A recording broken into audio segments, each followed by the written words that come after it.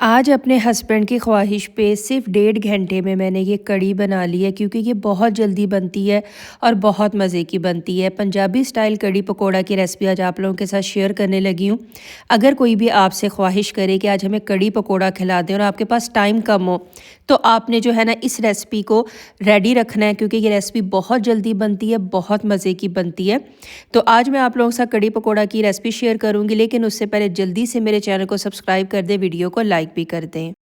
دہی کے اندر پانی ڈال کے پہلے آپ نے اس کی لسی بنا لینی ہے۔ ہاف جگ آپ نے لسی کا بھر لینا ہے اور اس کے اندر جو ہے نا آپ نے بیسن ڈال دینا ہے۔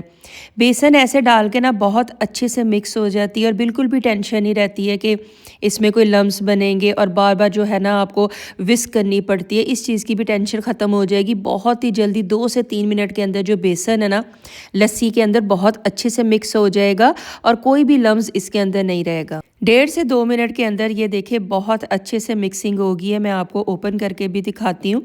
اس سے کیا ہوتا ہے نا، ٹینشن نہیں ہوتی ہے۔ اب اسی کو نا میں ساری لسی کے اندر مکس کر کے نا اچھے سے مکس کر لوں گی، کیونکہ مجھے ٹینشن ہی نہیں ہے، کیونکہ بیسن جو ہے نا وہ بہت اچھے سے لسی کے اندر مکس ہو جائے گا۔ اور یہ دیکھیں کتنے اچھے سے ساری مکسنگ ہو گئی ہے۔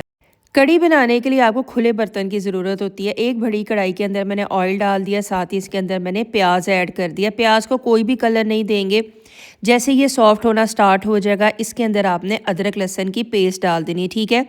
2 سے 3 منٹ بس آپ نے اس کو اس لیے فرائی کرنا ہے تاکہ ادرک لہسن کی جو را اسمیل ہوتی ہے نا وہ ختم ہو جاتی ہے۔ اس سے کیا ہوتا ہے کہ پورے کھانے کے اندر نا آپ کو ادرک لہسن کی اسمیل نہیں آ رہی ہوتی ہے۔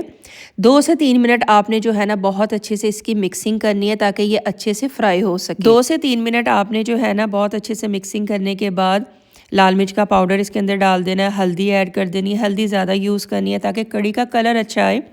دھنیا پاؤڈر، نمک ڈال کے نا بہت اچھے سے اس کی مکسنگ سٹارٹ کر دینی ہے۔ بیسک سے اسپائسیز ہیں، کوئی خاص ابھی تو میں نے ایڈ کیے نہیں ہیں۔ ہاں ہلدی اس میں زیادہ یوز ہوگی۔ تھوڑا سا پانی ڈال کے آپ نے اس کی مکسنگ کرنی ہے تاکہ جو مسالہ ہے وہ نیچے نہ لگے اور مسالہ بہت اچھے سے جو ہے نا اچھے سے پک سکے۔ جیسے آئل ریلیز ہوا ہے سارا جو ہے نا لسی ود بیسن جو ہے میں نے سارا اس کے اندر ڈال دیا ہے۔ ساری جو ہے نا لسی میں نے ڈال دی ہے۔ اب اس کے اندر چمچہ ہلائیں گے، ہائی فلیم پہ ہم بوائل آنے کا ویٹ کریں گے۔ اس کے اندر بوائل جو ہے نا وہ تھوڑا سا لیٹ آتا ہے، 5 سے 6 منٹ لگ جاتے ہیں۔ تب تک ہم ویٹ کریں گے اور ہم یہاں پہ پکوڑوں کی جو پریپریشن کر لیں گے، کیونکہ ٹائم بالکل ویسٹ نہیں کرنا۔ جب تک وہاں پہ بوائل آئے گا یہاں پہ ہمارے پکوڑوں کا جو ہے نا بیٹر وہ بھی ریڈی ہو جائے گا۔ آلو، پیاز، دھنیا فریز کی ہوئی میرے پاس پالک پڑی ہوئی تھی، اگر آپ کے پاس فریش ہے فریش یوز کر لیں۔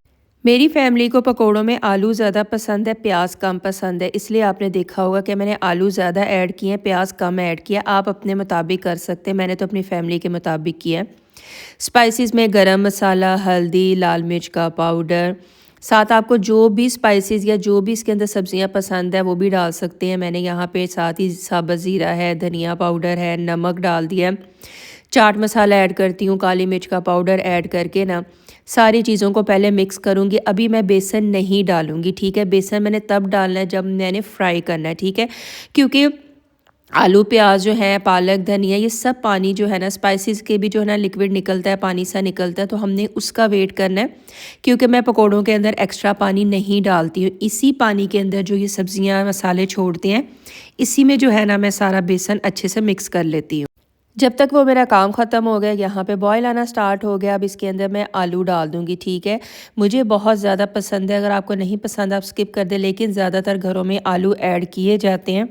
ساتھ ہی اس کے اندر سابت زیرہ ایڈ کر دوں گی، کسوری میتھی ایڈ کروں گی۔ کسوری میتھی آپ نے زیادہ ایڈ کرنی ہے، اس کا نا کڑی کے اندر بہت مزے کا ٹیسٹ آتا ہے۔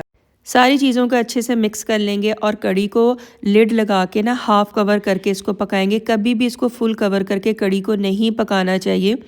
ہاف جو ہے نا آپ نے اس کو کور کر کے 1 گھنٹے کے لیے میڈیم فلیم پہ پکانا ہے۔ چمچہ آپ نے جو ہے نا ساتھ ساتھ چلاتے رہنا ہے، ٹھیک ہے۔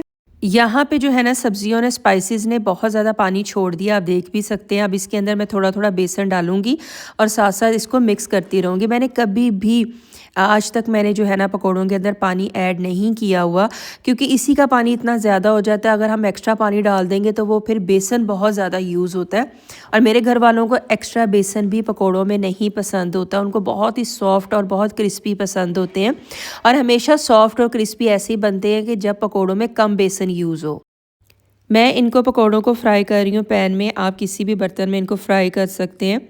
ڈالنے کے بعد جو ہے نا پکوڑے آپ نے 2 سے 3 منٹ کے بعد ان کو فلپ کرنا ہے، اور آپ نے یہ کوشش کرنی ہے کہ جیسے جیسے آپ نے ڈالے گئے نا ویسے ویسے آپ نے ان کو فلپ کرنا ہے، کیونکہ ہم کیا کرتے ہیں کہ جیسے جیسے بھی ان کو فلپ کرتے رہتے ہیں اور جو لاسٹ میں ڈالے ہوتے ہیں وہ بھی نیچے سے کوک اچھے سے نہیں ہوئے ہوتے، ہم ان کو فلپ کر دیتے ہیں۔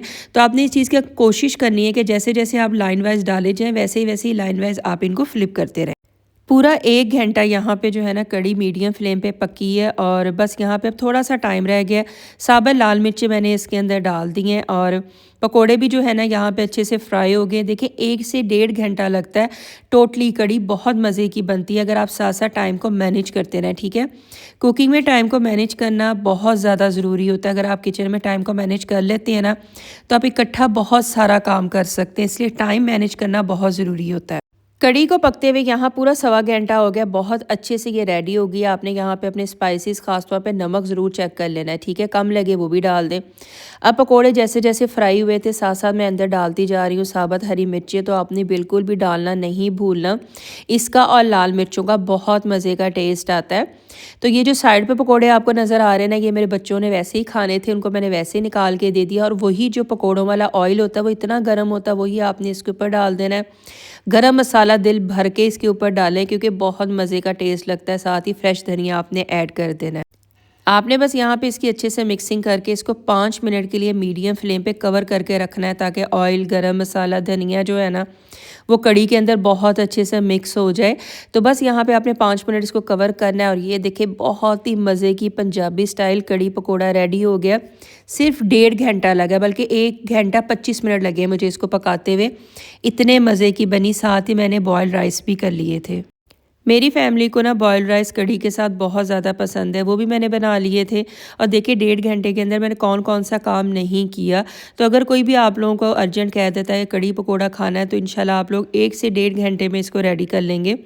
اگر آپ کو میری آج پنجابی سٹائل کڑھی پکوڑا کی ریسپی اچھی لگی ہے تو جلدی سے میرے چینل کو سبسکرائب کر دیں، ویڈیو کو لائک کر دیں۔ ویڈیو دیکھ لیتے ہیں لیکن لائک کرنا آپ لوگ جو ہے نا بالکل بھی پسند نہیں کرتے، یہ تو بہت غلط بات ہے۔ تو اپنا خیال رکھیں، مجھے دعاؤں میں یاد رکھیں۔ اللہ حافظ۔